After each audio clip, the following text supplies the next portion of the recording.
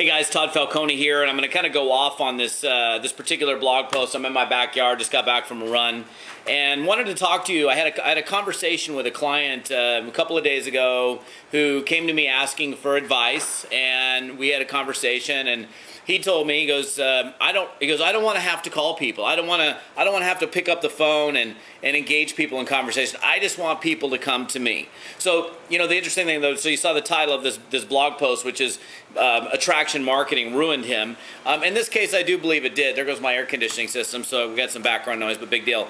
You know, I find it really interesting how this guy's calling me, asking me for advice on how to be successful in network marketing. And he's saying, well, I just don't want to do this. I don't want to push my friends. I don't want to, you know, force something on people. I just want people to call me. I just want to be able to place ads and do attraction marketing stuff and have people call me. And I asked him, so that's fine. So if that's what you want to do, then let me ask you this. What are you going to do with your new people? I'm going to teach them the same thing. And I do really believe in this case, you know, he's chosen to have it do that. But to some extent, attraction marketing has ruined him in this case because he's, you know, look, there's some attraction marketers that teach, oh, you can do this and people can just come to you. You never have to go actually out and build the business or engage or actually go get the business. You can just wait for the business. Well, however, most of the smart attraction marketers that I do know, the ones that employ attraction marketing, they're actually initiating contact with people as well. It's kind of like this. I mean, if you were to open up a restaurant today, tomorrow, whenever you're going to open up your restaurant, would you just run a classified ad and wait for people to come in and hope that the ad that you did was good enough to start generating revenue to pay for your overhead and your employees and your food costs and all of that? Would you then the next day place another ad and hope that, keep your fingers crossed that people are going to be coming into your location? Or would you, on the other hand, if you opened up a restaurant as an example, or any other kind of business for that matter, pick up the phone and call all of your friends and say, dude, I just opened up Falcone's Trattoria. Come on down. We've got calzones, we've got pizza, we've got this, we've got that. Come on down. I'll buy you a bottle of wine. Love to have you guys check out my new restaurant. I'd send emails to everybody. I mean, what would you do? Would you wait for business to come in? I mean, if you opened up your own restaurant, or any business for that matter, what would you do? You'd probably call people that you know. The problem here is that this guy in particular, and many other people, this guy could be one of many thousands of people, well, not thousands, but probably a couple hundred people that I've talked to over the years who say, I just want to wait for the business to come in. I just want the leads to come to me so I don't have to chase people. And it really pisses me off a little bit where, you know, people put stuff out there where it says, stop bugging your friends, stop begging your friends, stop chasing your friends and family.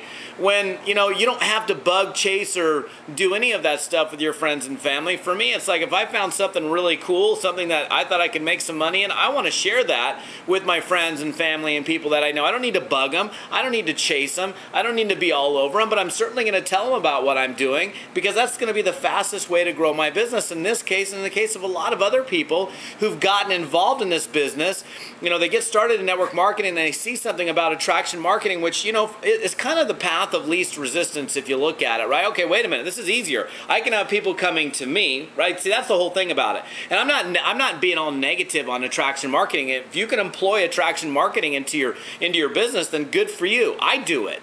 But to build your business exclusively on attraction marketing, so I'm going to go out, I'm brand new to network marketing, I'm going to employ attraction marketing methodologies to advertise here and there and squeeze pages to draw leads to me, and I'm going to build my entire business based on attraction marketing is not going to happen. I would love for somebody to come to me as a result of this blog post and respond and say, look, Todd, I've built my entire business without making an outgoing call, without initiating any contact to anybody, but it's all been because of leads that have come in, and everybody on my team has done exactly the same thing. I mean, bring it. I welcome it. I would love to hear from somebody who's built an entire network marketing organization based on that. And again, I'm not being all nasty and negative on attraction marketing. This poor guy, in this case, probably only heard what he wanted to hear, you know, which is, oh, I can have people calling me. Because I do know a lot of people that do teach attraction marketing methodologies, but at the same time they're saying, look, you need to pick up the phone and call people. If you know somebody, that's got talent, that's got a need, that's got a desire, that's looking for something, you need to pick up the phone and engage that person in conversation. Even the biggest online marketers I know that focus a lot of their time on online marketing, they're still picking up the phone. And this poor guy, I mean, we get on the phone, I'm like, hey, so how long have you been in network marketing? I've been in it since 1991. I'm like, what's the biggest check you've ever made? $300. I'm like, dude, how much longer do you want to continue to not be successful? But Todd, I just want to do this. Well, you're calling me for advice. I'm giving you some advice. But Todd, I just want to do this. But Todd, I just want to do this. I'm saying, look, well, fine, you just want to do that. But let's look at your track record. Let's look at your history on how much money you've made. You're coming to me for advice. I'm giving you advice, then you're not listening to it. That, again, is also a big mistake people make. They go to an expert. They're asking an expert advice on something, and then they don't listen to that expert's advice. Now, the guy who I talked to the other day, he may very well be watching this video, and if you are, I don't care. That's great. You're not being mentioned here. Nobody knows that you and I had this conversation except for you and I. But there are hundreds of other people, if not thousands of other people out there that are being duped into thinking, hey, all I got to do is this.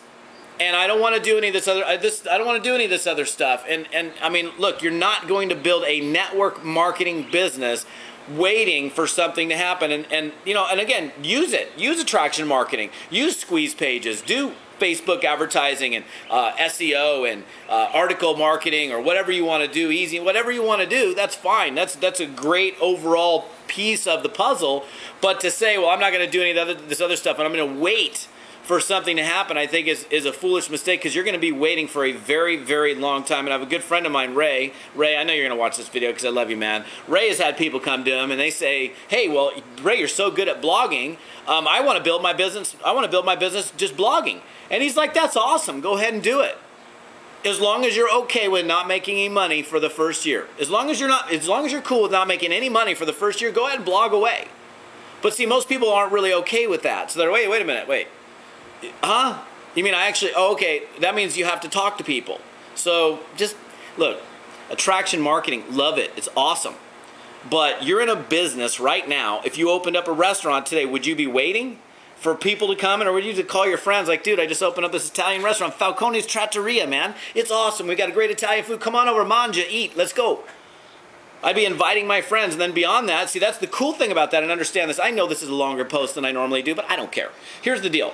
If we use this in this example of a restaurant, I start inviting my friends. I call everybody I know, friends, family, friends of friends. I open up this restaurant, great food, come on down. I'm able to create some momentum based on a core base of business based on these people that I know coming in. So somebody walking by the restaurant, instead of them seeing an empty restaurant, they're like, oh, wait a second.